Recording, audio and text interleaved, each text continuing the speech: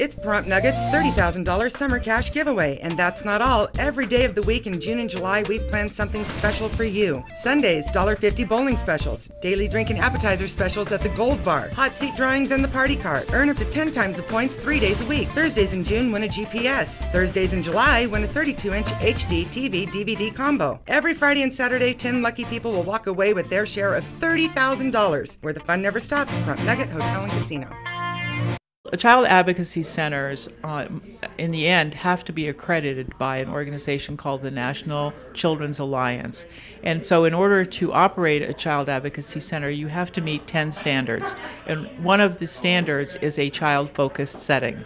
So you have to ensure that your rooms are appropriate for what you're doing with the children. They're culturally competent. They don't impinge in any way in terms of threatening the child or making the child anxious or unhappy.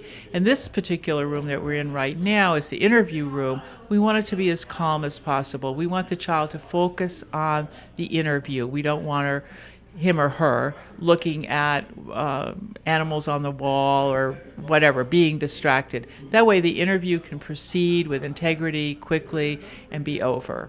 The family room is more warm. It's a place where families can come together. There are games, there's a TV.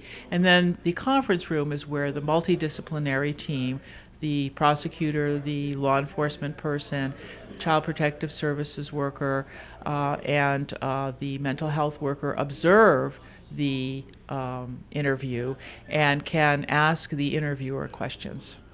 And for the forensic exam, the physical exam, is that done in the other offices? That is done in the other building here, the other main building. We have a complete exam room, which is where the telemedicine link is to the University of Reno. And what happens is the family brings the child here to the center. The family stays here in the center with the child, and our two nurses walk the child across the courtyard to the exam room where the child is examined. In no case, whether it's the face-to-face interview or the medical examination, can the parents be actually present. That is not allowed. And as far as counselors, because that seems to be so important to what is going on, especially with the family and the child at that time, are they here on staff? Yes. We have myself and another mental health counselor licensed. We're both licensed. And we provide a great deal of one-on-one crisis intervention, counseling, and then we have a team of advocates who do ongoing support services, support groups for women. And we're just about to launch a group for parents of children who have been sexually abused. Yeah. That's so important, isn't it? Yeah. And that group will be open to everybody in the community. You don't have to have brought a child here to be examined. If something happened a year or two ago and you're still struggling with it, we encourage you to call us because you can become part of that group.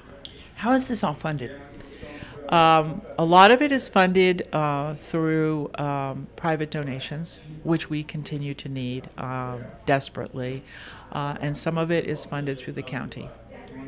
And this is just another step forward for No to Abuse and what they're doing out to reach out to the community and help us heal in so many ways. It's the ultimate goal that I came to when I was first here. We were dealing only with adults. We did nothing with children. And I was looking at all these children that came with the adults, and they were just kind of shoved into the corner. And at that time, I said, we have to do something with the children, even if it's only mental health services. And somehow, as a community, we were guided to really bring it all together and provide this full array of services for the children. So now our focus is men, women, and children who have been abused and assaulted. Wonderful. What a great thing. How can people contact No to Abuse for donations for these kind of services?